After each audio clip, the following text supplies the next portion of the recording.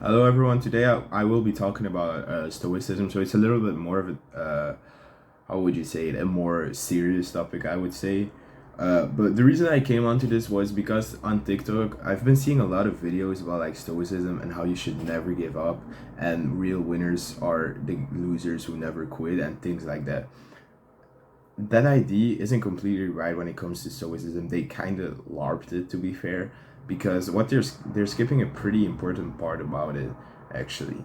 Because philosophers in total are a lot of the time like against the idea of emotions, which is kind of illogical. We're humans, you know what I'm saying? Emotions are a big part of us, and I don't think you should leave that away. But the reason that they're against this is because they fear that emotions and passions uh, would be in the way of thinking. Now, I don't completely agree with that either, because thinking has to do with emotions.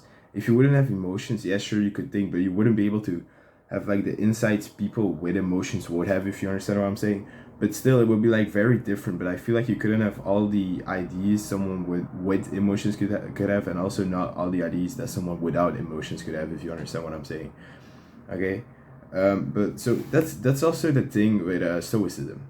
Well, stoicism also has yeah, I'm just skipping through a book because I'm not the best on this topic, but it does interest me, by the way, so that's why I want to talk about it. um so stoicism was made in like 300 before Christ, I would say 333 before Christ, by Zeno of Antidium.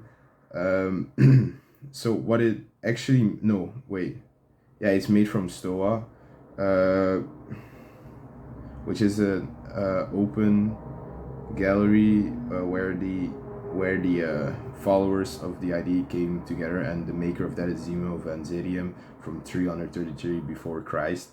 Um, Stoicism is something very interesting because it is indeed about not giving up and going further and reaching your goals and all that kind of stuff, because their goal is also to become like part of nature and like really work together with it very good, if you understand what I'm saying.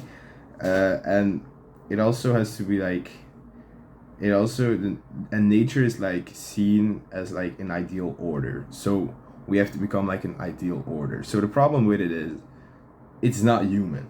Stoicism is an idea that really fits with being human. Like, you cannot be, I would not recommend anyone to be like really stoic, because you will never ever be able to reach your goals. Because the thing about stoicism is that you keep on becoming better and going closer to the ideal order, which is nature, if you understand what I'm saying. But you can never get there.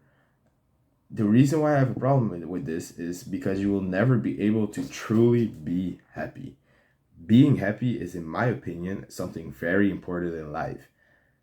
So, yes, sure, it's true that there are a lot of good things about Stoicism, but you should only take the ideas that you see on TikTok, because I do agree with those, but also not in like an overly way, because if you can also go too far in it, like you might never be happy with the things you reach, because you can always do better.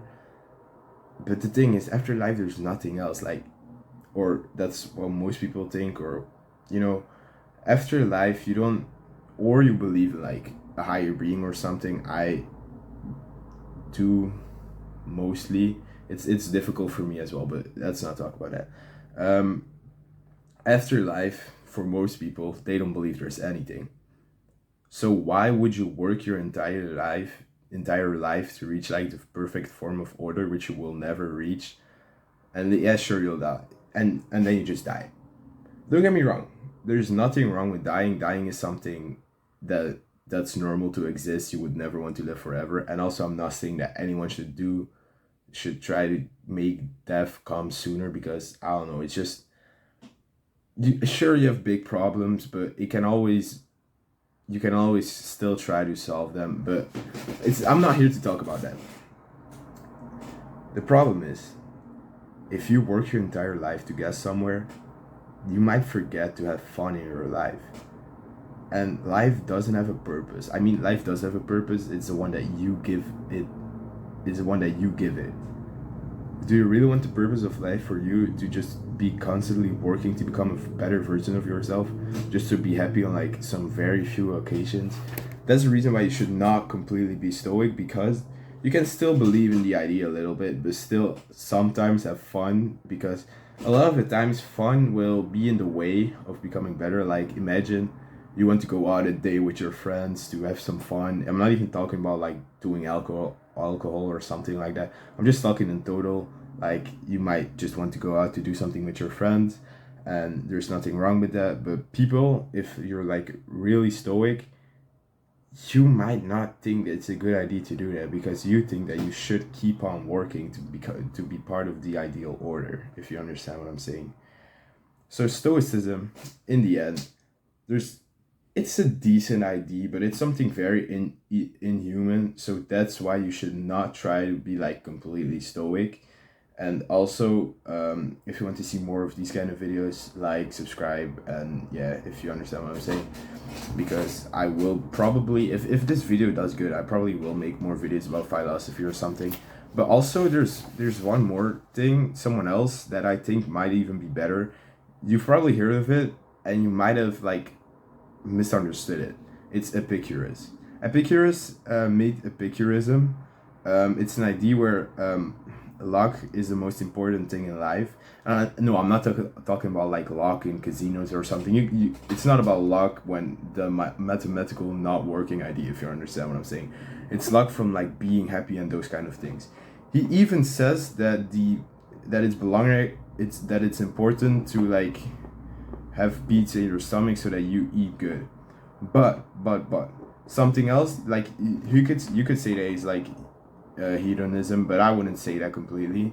But there's another thing that not doesn't completely belong with him, but I think is very good, and that's the hedonistic calculus. The hedonistic calculus is like the trade-off that you make, like shorter pain for longer like luck, if you understand what I'm saying, for longer happiness. So that can be like working on a big project that might not be fun to work on, but after that you might be able, like imagine school, university, it might not be the most fun thing to do, but after that you will be able to be much more happy, because you will be able to develop, I mean, to have a better life. And of course there's nothing wrong with not going, I mean, with not doing university or something. That's your own choice, but to be fair, life will be easier if you do study. So that's actually why I would say, if you want to go deeper into something and like follow something, I would say that Epicurism might be better to look into, or hedonism, but also not hedonism completely, because I don't know, it's not completely correct in my opinion. But yeah, so anyway, really, if you want to see more of this type of content, like, subscribe, and follow. See you next time around. Also, don't forget, I'm still a high schooler. I'm like 15, 16. I mean, I'm almost 16, so I might be 16 when you're seeing this, but like, I don't know, like 6 or 7 days. Yeah, okay, I will be 16. No, actually, pretty a little longer, but it's not about that. I'm just gonna say, like, you should not take it too literally what I'm like saying, and if you want to use it for like understanding a certain idea of a philosophy or a philosophy more, you should listen to it. But one big but is that you should also look up if the information I'm giving is correct, because I'm not a professional. I'm just doing this for fun. I'm also just giving it my own look at it, like how I interpreted it, even though if I did see it and I did put like the most important things in it. And also, Epicurus did make the hedonistic calculus, but it didn't have the same name. That was what it was called later on, and it may not be logical, because he does fit in like a hedonist. They see him as a hedonist, and it's like a philosophical learning way of when like happiness, or I don't know how to say it, is like the biggest goal in life. So yeah, you can really link those two very close to each other. But yeah, okay, that's all I have to add. Okay, bye.